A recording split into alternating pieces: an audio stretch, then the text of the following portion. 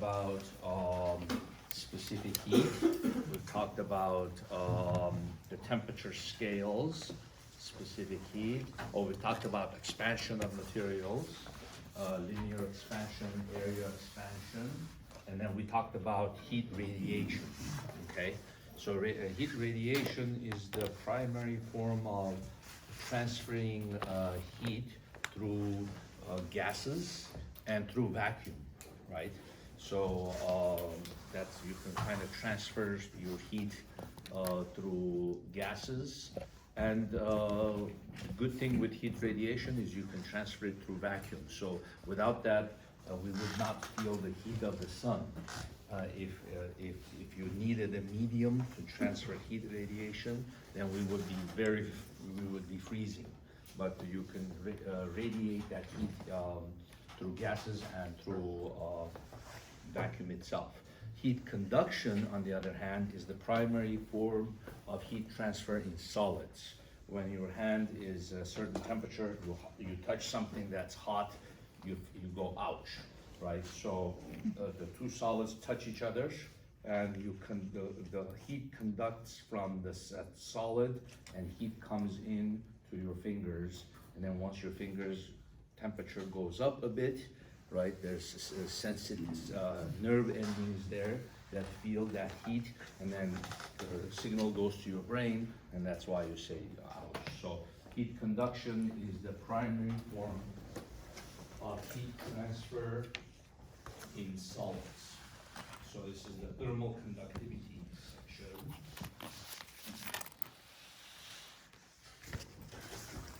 So you see it says, consider a solid material placed between two environments of different temperatures. Let T1 be the temperature at x equal to 0. So they're saying you have some kind of conducting solid, and then you have the temperature, let's say hot environment, temperature T2, and then you have some solid. So then the heat will conduct from the hot to the cold, right? So the heat flow will be this way. So it says, let T1 be the temperature at the x equal to 0, and T2 be the temperature at x equal to L, and suppose T2 is greater than T1. A possible realization of the scenario is a building on a cold winter day. The solid material in this case would be the building wall, right? So heat transfer is happening through the glass, through the windows, through the wall, right? So separating the cold outdoor environment from the warm. According to the second law of thermodynamics, heat will flow from the hot environment to the cold one in an attempt to equalize the temperature difference. This is quantified in terms of heat flux Q, which gives the rate per unit area at which heat flows in a given direction. In many materials, Q is observed to be directly proportional to the temperature difference and inversely proportional to the separation, the L, right? The bigger the L, the thicker that solid is, right? If L is large, then we expect the heat flow to be less, right? So this one goes down. So of course, if you have a thicker material, you expect less heat flow per second, right? And then the temperature difference, of course, if the two temperatures are the same, then there's no heat flow. And then K is the conductivity of the material, how good it conducts. So if it's a good conductor, if K is large, then we would expect a lot of heat to flow per second. So the units of the Q that they have in this equation is, what did it say? Gives the rate per unit area at which heat flows. So rate of heat flow, which is watts, okay? So Q is gonna be rate of heat flow per area. So that would be power over area, right? So that's equal to, the negative is just there probably to give the direction,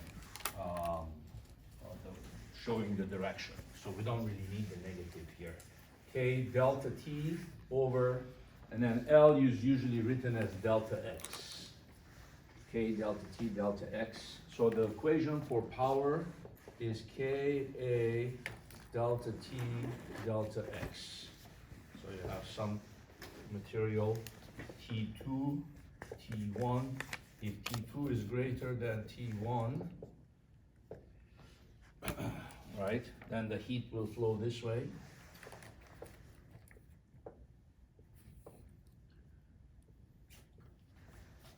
Right, and then the surface area is going to be this cross-sectional surface area. Not the area looking at you, not that one, but the area like this coming out. So heat will flow like this. So in the case of this wall, right, the area will be the surface area of the wall, and then K will be the material of the conductivity of the wall. Delta T is the temperature difference between the inside and the outside of the wall, and then delta X will be the thickness of the wall. Okay. In the case of the finger example, let's say this is your finger, and then you touch something that's hot, let's say. So let's see what's happening here. So you touch something that is a temperature, let's say 60 Celsius. And then your finger, the body is 37 Celsius. All right, there's your nails. Oh, not bad, huh? Yeah. Yeah. Have a little, this is a little Norma, right? So the heat will flow from the hot object to you, right?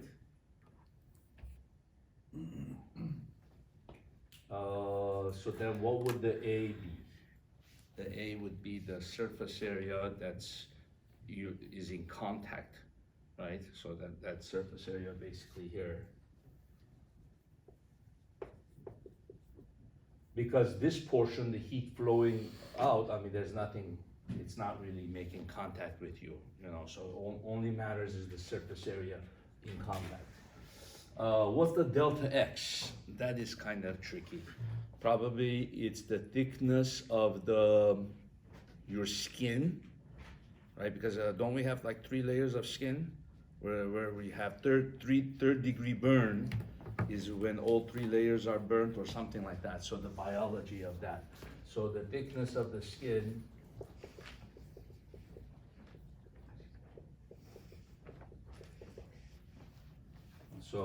would be the delta X, you see. And then what would be the K? The conductivity of the material.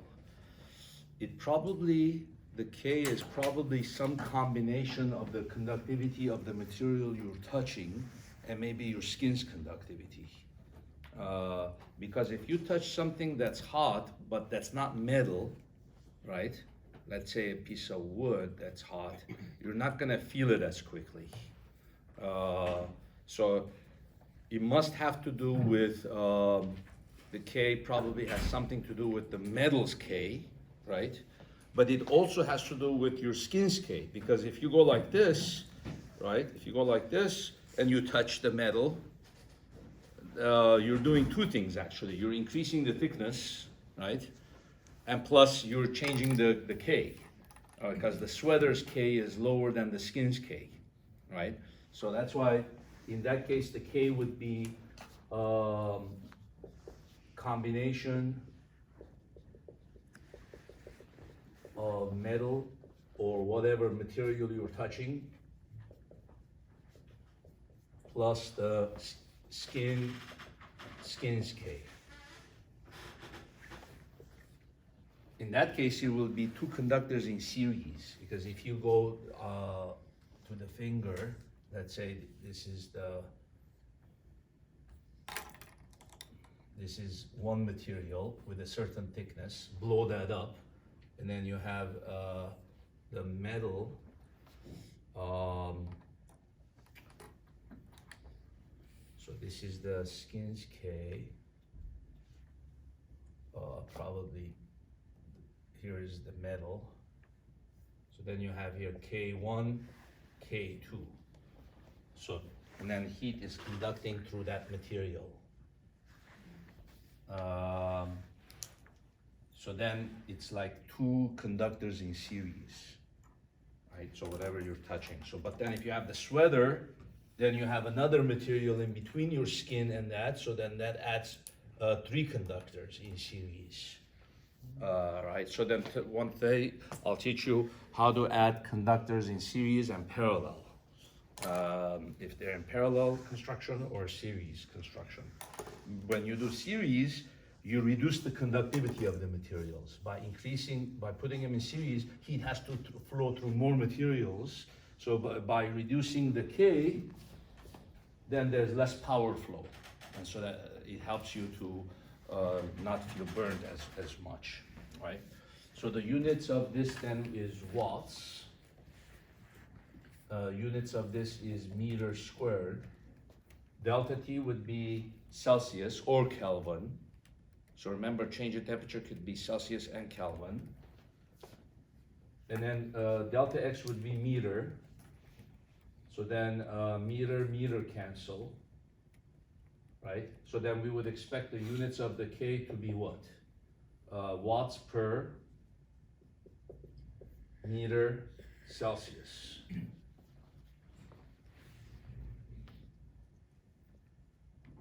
So, or you could do it in units of calories per second per centimeter Celsius. So remember, watts is joules per second, right? Joules per second. So you could also have calories per second. And then you can, instead of meters, you can have centimeters. And then Celsius. You see. So we could look here.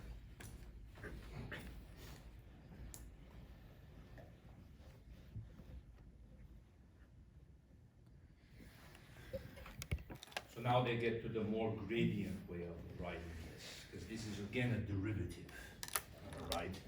Whenever you have dt dx, so this is the derivative of temperature with respect to x. That's why they write it here as a gradient. Q r of t, the constant k times the gradient of the temperature.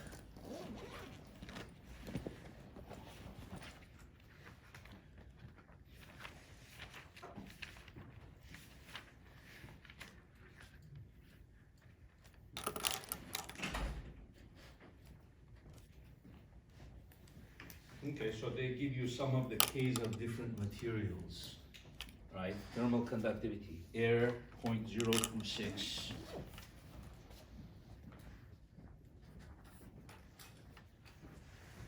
That's watts per meter Celsius. Styrofoam. So remember, styrofoam is a very good insulator, so the K should be small. Mm-hmm. Right? Anything where the K is small is a good insulator, poor conductor. Let's see. So K, styrofoam,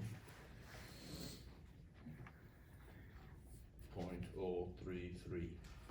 So air is that's interesting. Air is a better insulator than styrofoam. But also remember that with air, you would also have heat will transfer through air with the process of what are the 3 forms of heat transfer? Radiation, conductivity, and convection. And we haven't even talked about convection, and we will not talk about convection because it's a harder topic. Convection is the heat transfer through gases and liquids. Heat rises and then sinks. Through air, the problem is heat will convect. So even though conduction is lower through air, but the heat will escape through the process of convection. You see, whereas styrofoam, it will just conduct. No convection will happen. You see, water 0.6089.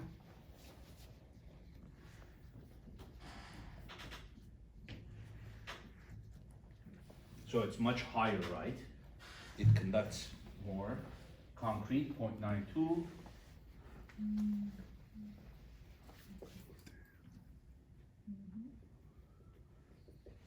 So it's kind of nice to see the range of values. So we could kind of say these are the good insulators, then these are kind of medium. Concrete usually I wouldn't consider a good insulator, because on a hot day, if you walk barefoot, you can really feel it. Hot concrete will get really hot. But of course, copper and those other elements like metals, they're gonna be very good heat conductors. So that's the worst.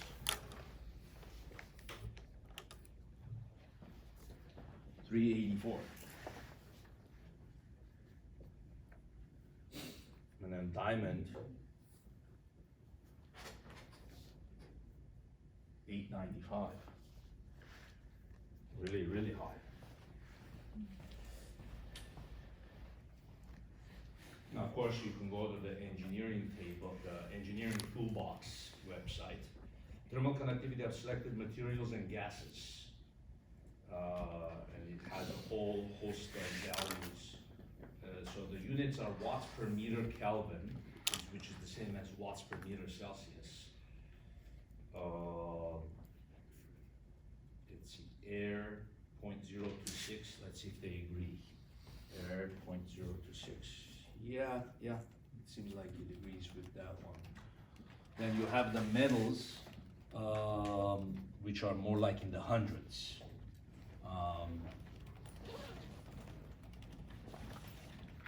Then you have gases like argon, 0.016. Brick is 1.31. Brick fire, 0.47.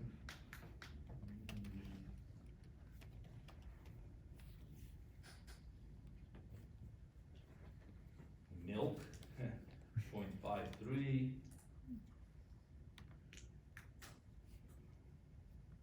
So these are all the ones that are like 0.1, 0.2. Let's see.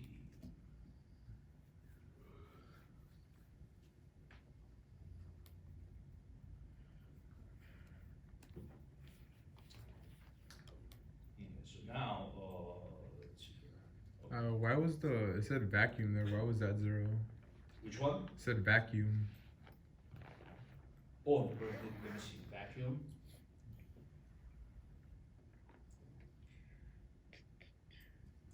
Very good question.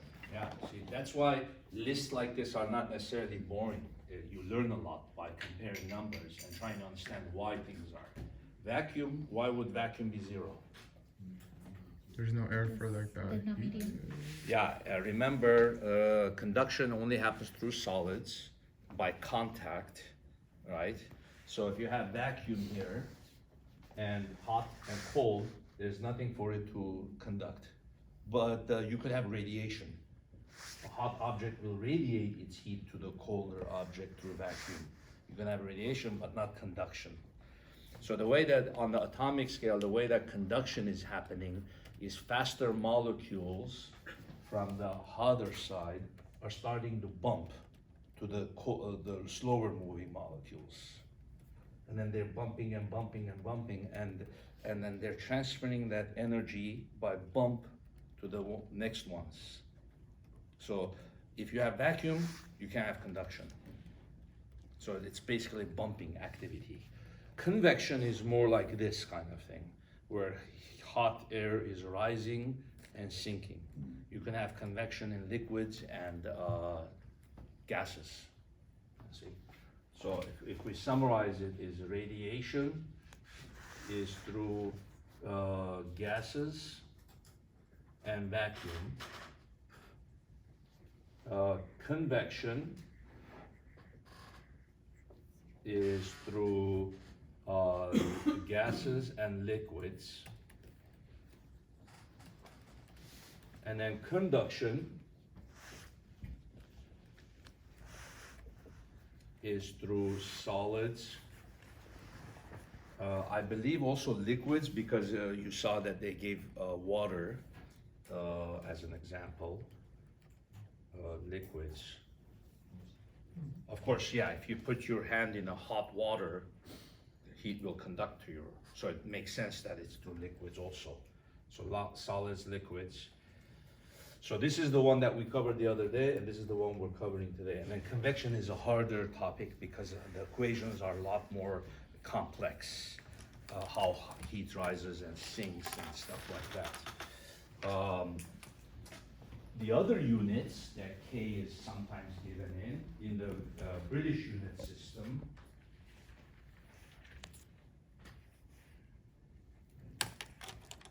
is this one.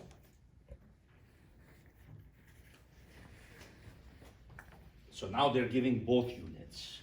This unit is units of watts per meter Kelvin. This is British thermal units per feet per hour per Fahrenheit. Okay, so if you're an engineer, civil engineer, you're working and you're putting things into the house, in America, you might be using that quite a bit. BTUs per feet per hour. So let's learn for one of them, let's learn how to convert between one to the other. Well, let's also learn how to convert watts to this unit. This is the one that we're gonna do the lab on today. We're gonna be doing calories per second per centimeter per Celsius. So we'll have a lab today on this. So let's learn that one. So let's take any one of these, such as copper, let's say. 384.1 watts per meter Celsius. So now if I want to convert to calories per second per centimeter, first write watts as joules per second.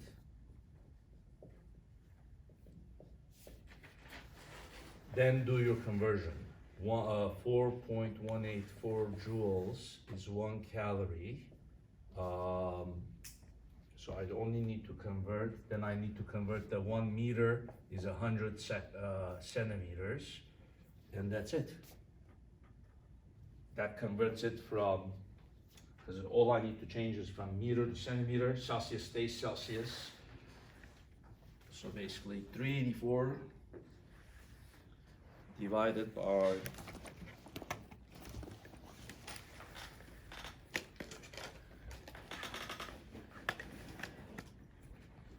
divided by 418.4. So 0.918.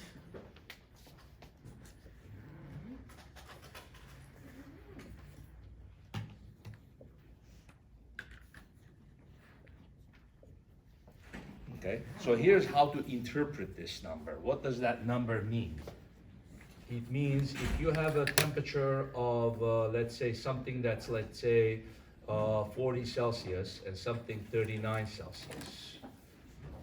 And if this is 1 centimeter, right? So if this is the conductivity, let's say you had copper here. So if there's one Celsius difference between one side of copper and the other side of copper, and if the copper is 1 centimeter, that means 0.918 calories of heat will transfer from here to here every second. Every second, 0.918 calories of heat are transferring from here to here. And of course, because 0.918 calories are transferring, this is gonna eventually cool down and this is gonna heat up. And eventually they're gonna reach the same temperature, right?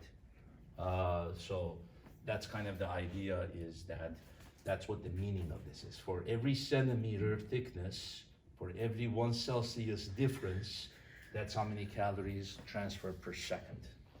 Okay? Now, if you want to do the other conversion, 384.1, so write it as joules per second, meter Celsius. So then if I want to convert it to what? What was the units? BTU. BTU per feet, hour, Fahrenheit. So on this one, you have a lot more stuff to convert, right? So from meter, you have to convert to feet. The conversion is 1 meter is 3.281 feet. So that's the stuff we practice in Physics 101. Meter to feet. How about Celsius to Fahrenheit? What's the conversion? So remember the equation we learned in chapter 17. The equation is this, but when you're doing conversion, you're focusing on the difference of Fahrenheit. dF is equal to 9/5 dC. Right, so then you're saying 1 unit change in Celsius, if dC is 1, what is dF? Then it's 9/5, which is 1.8. So 1 unit change of Celsius is 1.8 Fahrenheit. So then you just say 1 unit change of Celsius is 1.8 Fahrenheit. And that one cancels this. Meter cancels meter. Then you're going to convert seconds to hours. So 3,600 seconds is 1 hour. So then that takes care of that. Now we need the conversion between joules to British thermal units.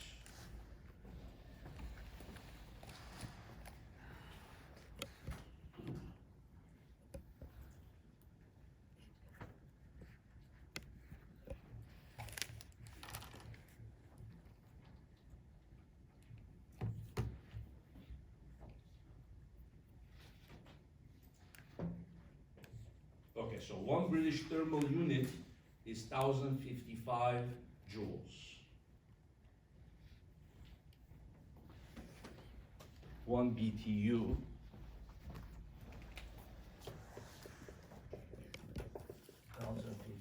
joules.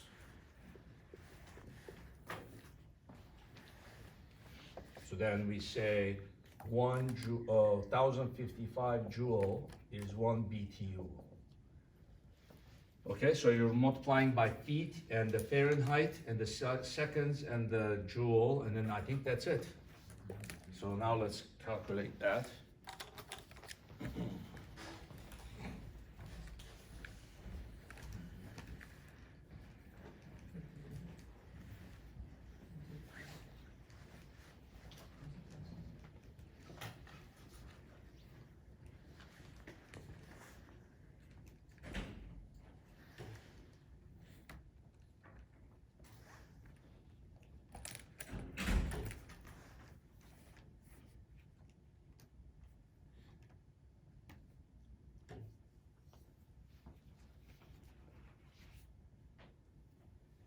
Okay, it's gonna be 221. 221.9. Okay, and then we can check to see if we did it right. So go down to copper.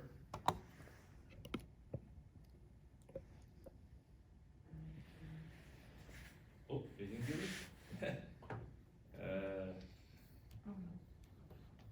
Yeah, they didn't give it, but you can kind of see that we're actually on the ballpark because that they did it for this material. 23 is the watts and 13.5 is the BTU, so it's slightly less. You see? So yeah, 384 to 21. So I'm sure if we do the ratio of this to this, it's going to be the same as the ratio of what we got to 384 to what we got. So you can kind of see that's always the case like that from here to here. This one is slightly less than this. So you can see. Okay, so now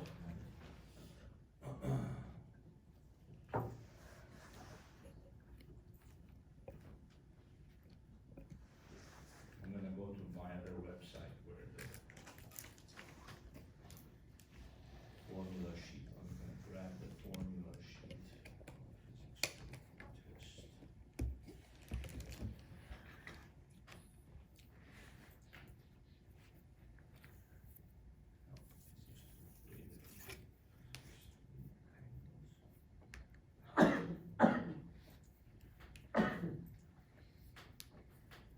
Okay, one of the formulas on your formula sheet is going to be this one. So this one, you see, P is Ka delta T delta X, so that's the formula we just covered. And then next to it is this one. This is called Newton's law of cooling. So it tells you how fast an object temperature decreases over time, and that's another thing we're gonna do in today's lab, prove Newton's law of cooling. So it's an ln function. So let's derive that function.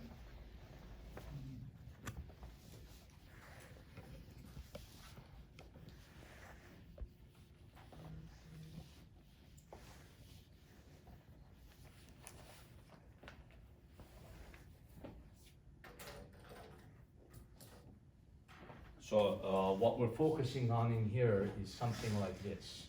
So let's say we have some cup or something with a certain thickness.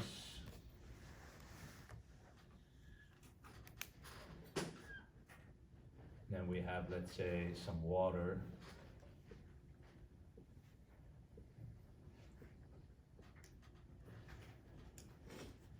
Let's say the water is initial temperature T. Let's say this is the room temperature, is 25 Celsius. Let's say the initial temperature of this is 60 Celsius. So then now the heat will flow outwards, right? Through the thickness of the cup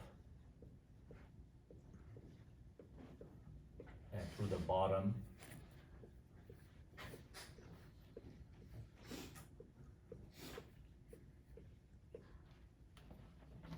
Of course, it will also radiate through the air, so that's different. I'm focusing more now on the conduction of heat. It's losing heat through the thickness of the material of that.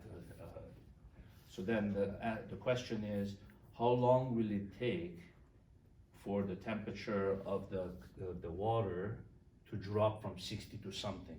So how is that temperature changing? And the answer is that it's changing as an ln function. So how is that working? So then we use this equation. T is equal to K A delta T delta X. So delta T is going to represent what?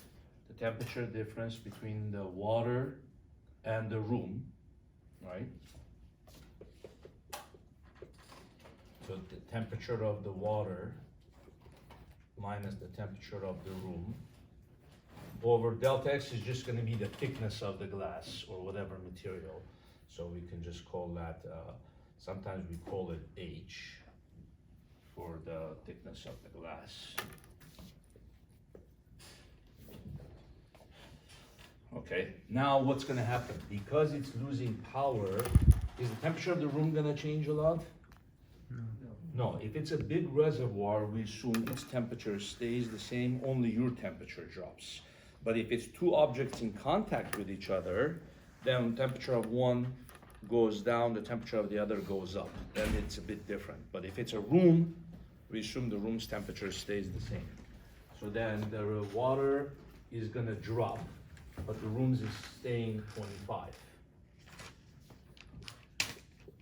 Okay.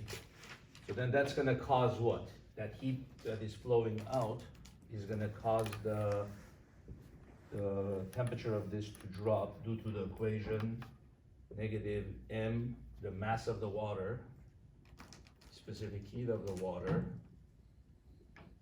times what? Change in temperature of the water, divided by time, dt. So it's kind of like what we did the other day for radiation. What was the problem we solved? Oh yeah, we had a person,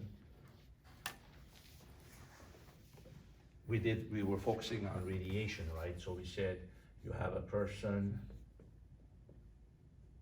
he's 37. I said if he was cold-blooded person and he was losing heat to the surrounding, and let's say the surrounding was 27, how long would it take his temperature to drop? So it's kind of a similar equation. We have power is his surface area, emissivity, sigma, his temperature of the person, temperature of object to the power 4, minus temperature of the room to the power 4. Then I did minus m, his mass, specific heat, the change in temperature that he's experiencing, divided by unit time. Because power is equal to rate of change of heat, rate of heat loss, right? So he's losing heat, so that's equal to the mass. So in other words, this is the change in temperature that he's experiencing due to the fact that he's radiating heat away to the atmosphere. And he's also absorbing heat from the atmosphere, right? But he's radiating more than absorbing because he's hotter than that atmosphere, you see? So he's radiating, he's absorbing, but he's radiating more than absorbing because this is bigger than that, you see? And because of that, he's losing temperature. Either dt, then depending on his mass and specific heat. Then what did I do? This dt goes over there. This guy comes down to the bottom.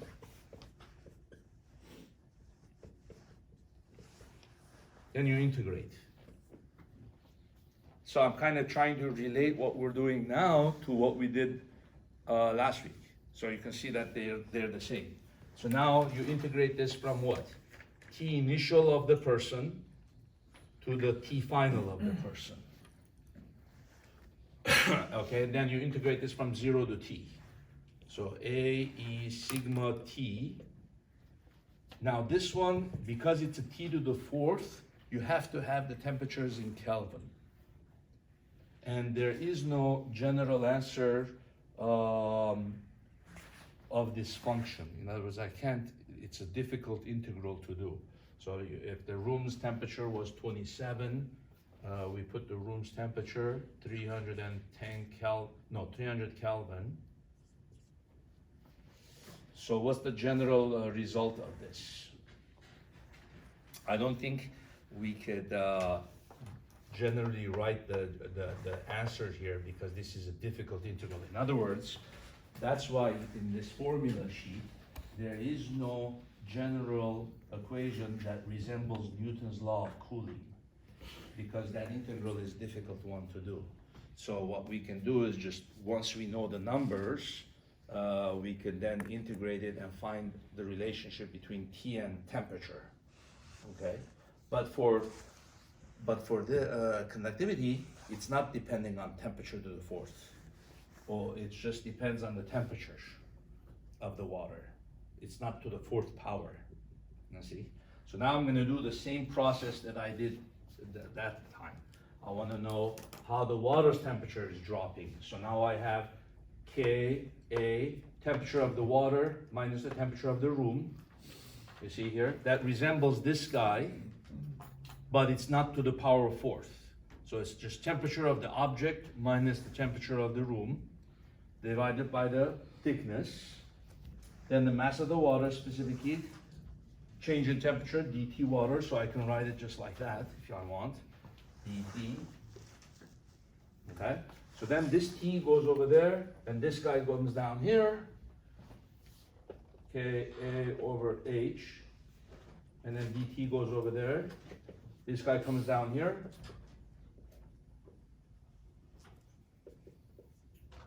T water minus 25. You see? But you don't have power 4 here. So now if I integrate this, what am I going to get? Can I do a general integral without numbers? This one is a lot more doable, right? So this is T initial of the water to T final of the water.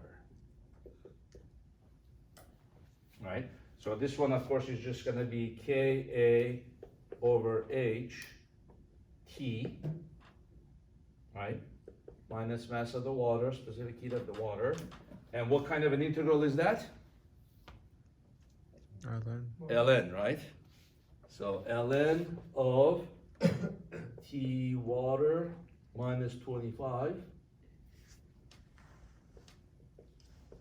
from units of the T initial of the water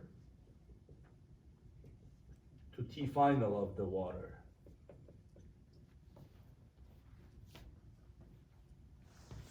Ka over H T negative MC, and then you put the T final of the water, ln T final minus 25 minus ln of, you put the T initial of the water, which let's say 60, right?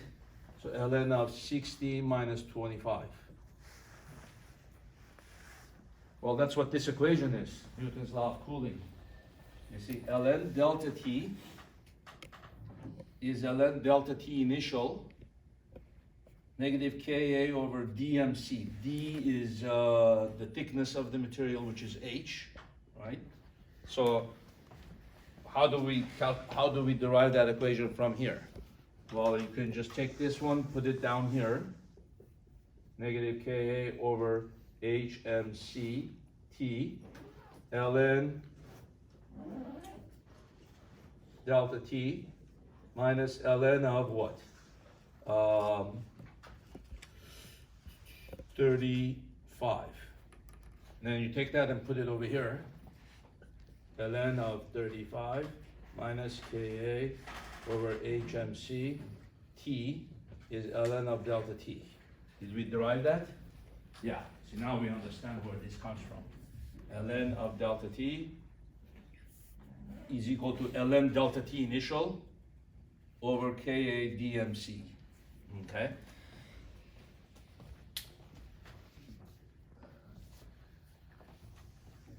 So let's just give this some random values. Let's say the T initial of the water was 60. Let's say this one was glass. Usually you don't want to use glass, right? So glass, what's the conductivity of glass?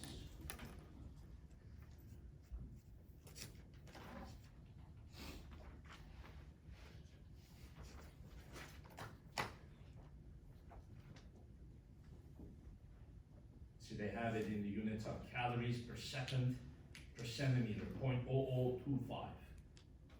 But then the other one is the watts per liter. So that's why we practiced converting between this to calories also. Okay, so glass would be 0.8.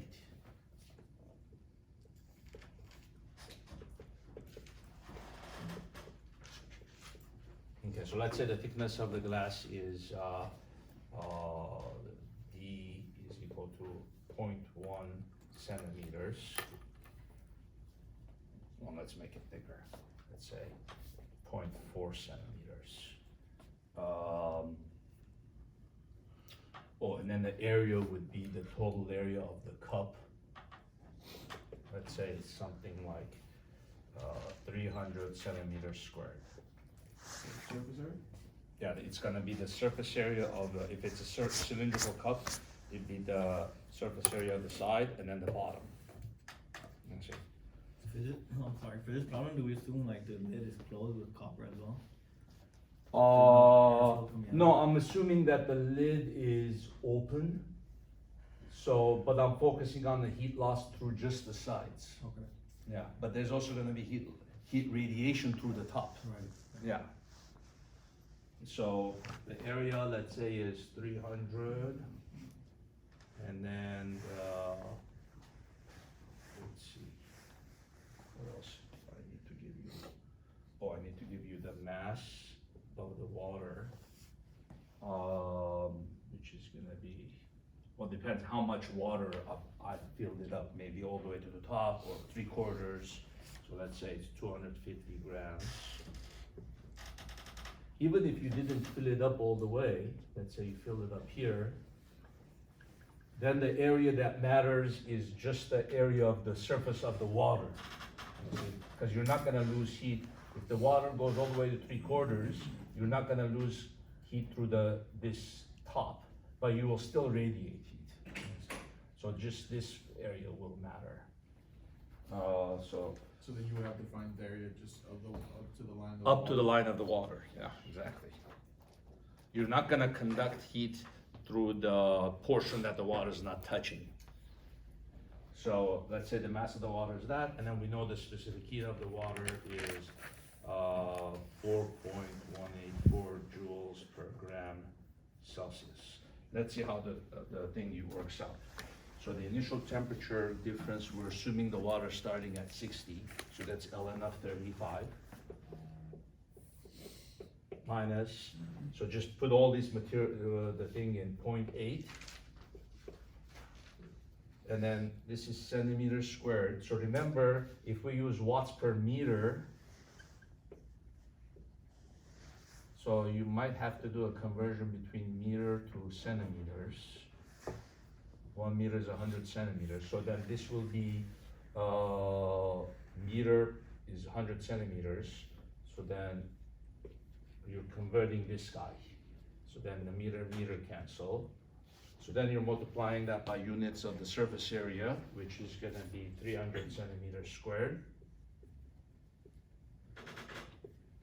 Divided by the h is the thickness, which is the 0.4, so h or d, so 0.4 centimeters. And then the mass is the 250 grams.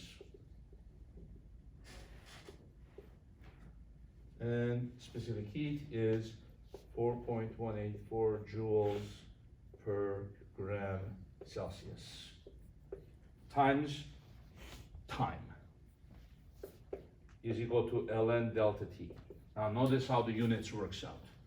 So centimeters cancels one of the centimeters here. Let me see. And then you have here this centimeter cancels one of the centimeters there, so that's gone. Gram cancels the gram. This Celsius cancels that Celsius.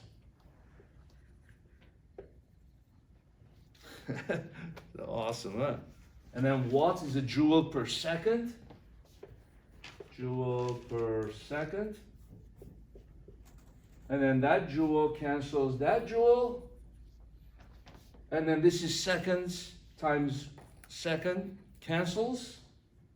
So of course the idea is that if you have an equation like this should have no units because ln of temperature has no units. And ln of temperature has no units. So this should be unitless. So all the units here should work out so that it cancels out. So of course if t is in seconds, it cancels that seconds, and then it's gone. So now the rest is to calculate what this is, the ln of 35.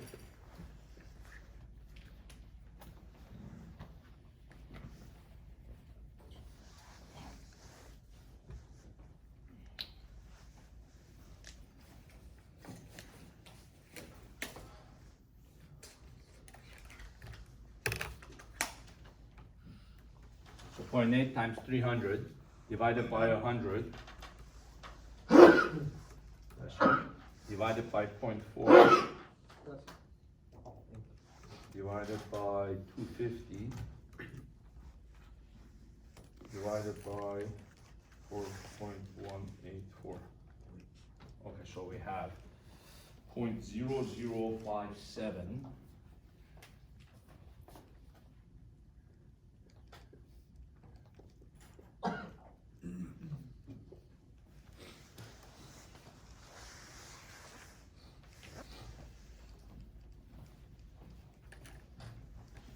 Divide by 100? To convert, because the units that I'm using is watts per meter Kelvin. Oh, you convert. So I'm converting to watts per centimeters. Oh, okay. Yeah.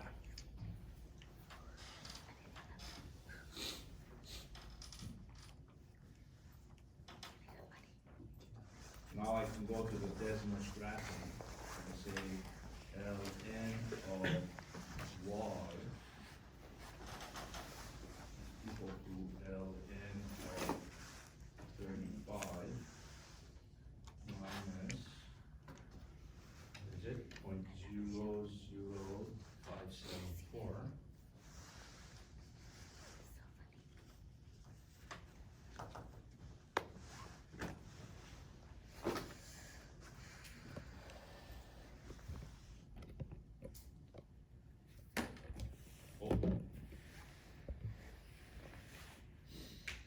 So we're going to focus on this graph, we're going to focus for positive x's, right? Because time can't be negative.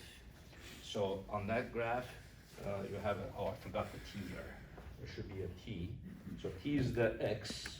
So we're focusing on what's going to happen after t is 0. Okay.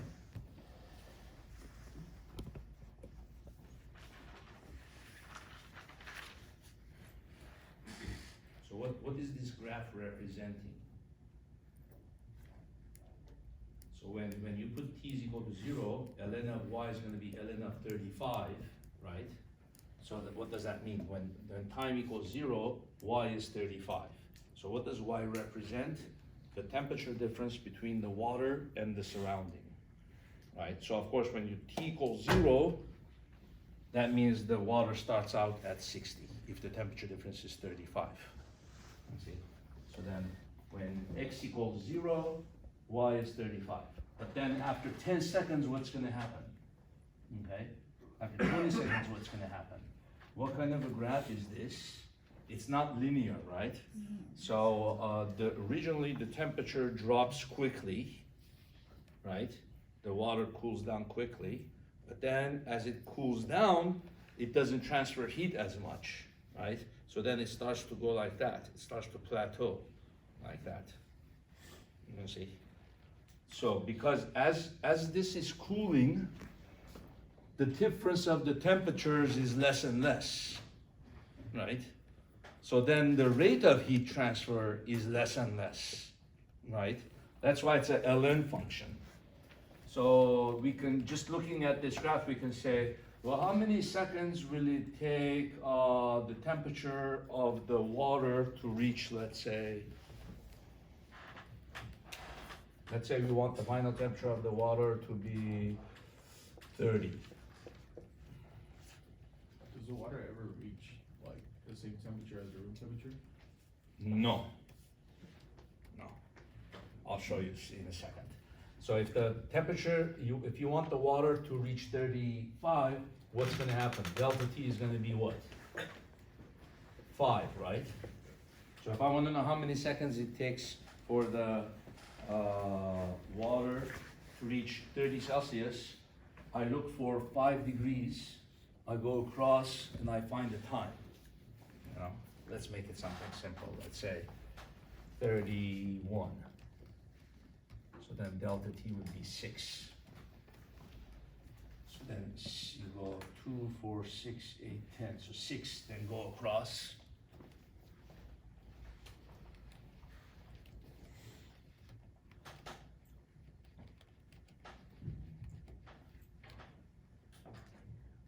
Six.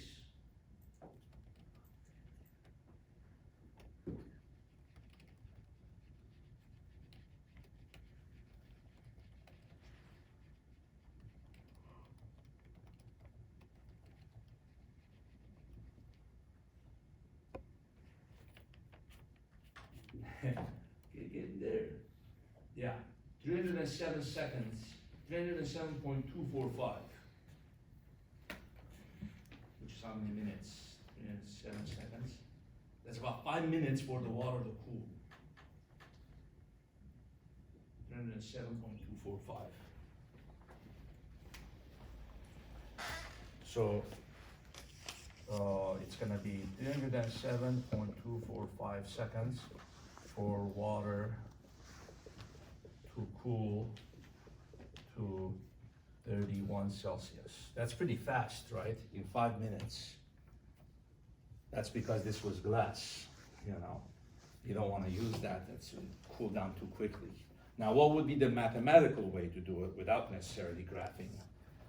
You can just put here ln of 35 minus 0.00574 t, ln of what, 5? No, I mean 6. Right? And then just take this to the other side, bring this to this side. Ln of 35 minus ln of 6.00574 t. Right? So you could do it mathematically or graphically. So then you're going to have ln of 35 over 6.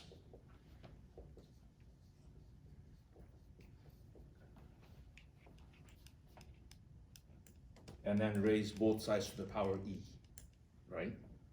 E. No, what am I doing? No, I don't need to do that. I said it wrong. Just calculate ln of that divided by 0.00, yeah. The only reason you would do e is if you were trying to solve something different. So then you're just gonna do.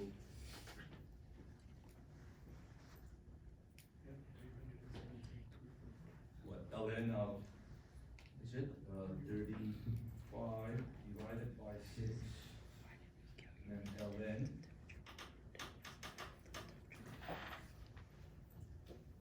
Divided by what?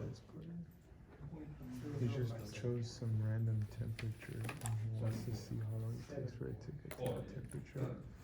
The change in from 60 to 25 is mapped out by that whole equation. 574. 574. I'm eliminating what I did, then I'm dividing by 0.0057. Initial temperature. Yes.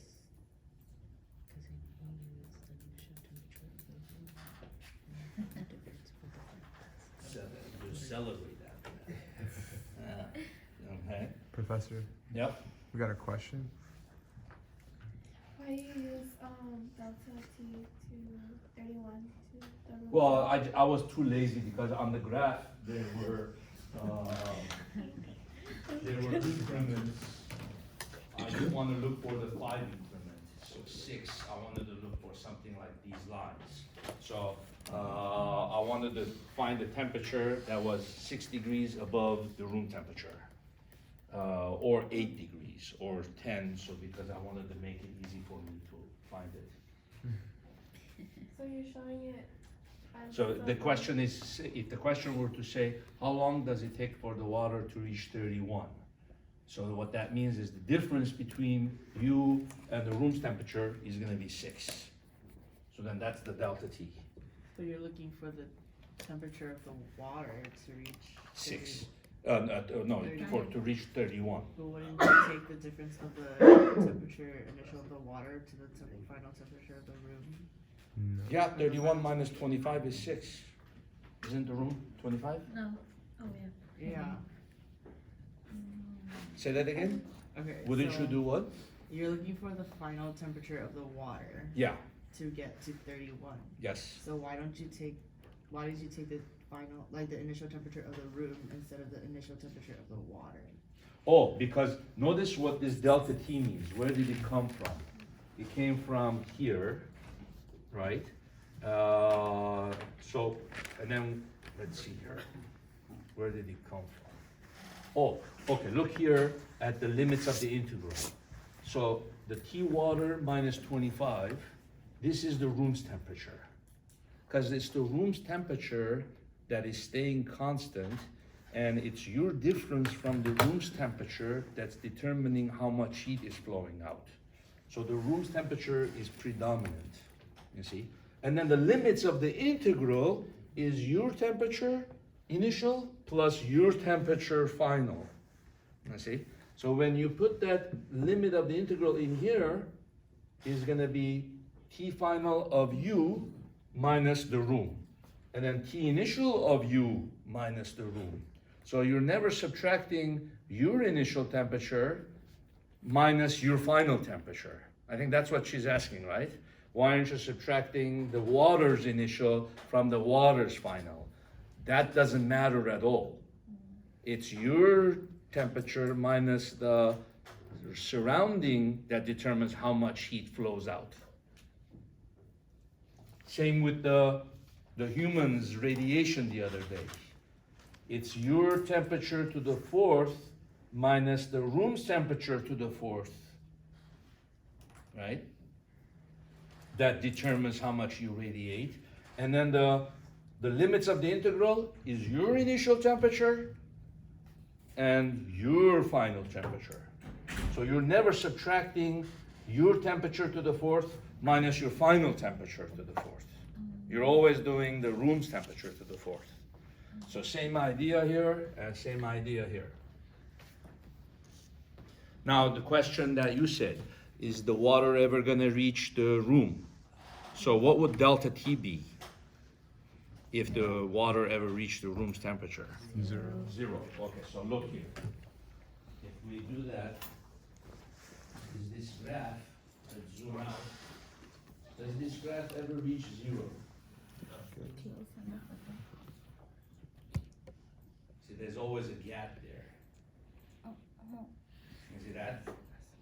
700 seconds, 700 seconds, keep going, and you get the idea, right? Yes.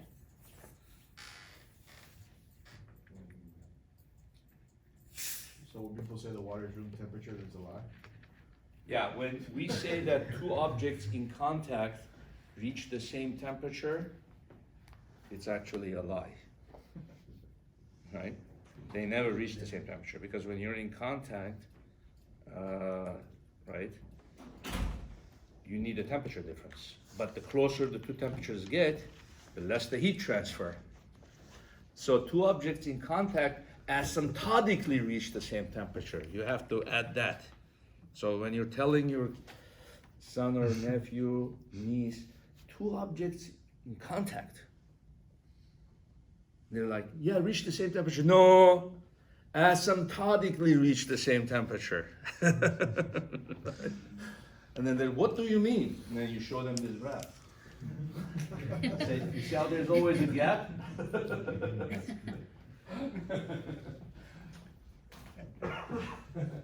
So now you can kind of see this, how to use this equation in the review sheet. You just put the conductivity of the material, the surface area of the material, the thickness of the material, the mass, the specific heat.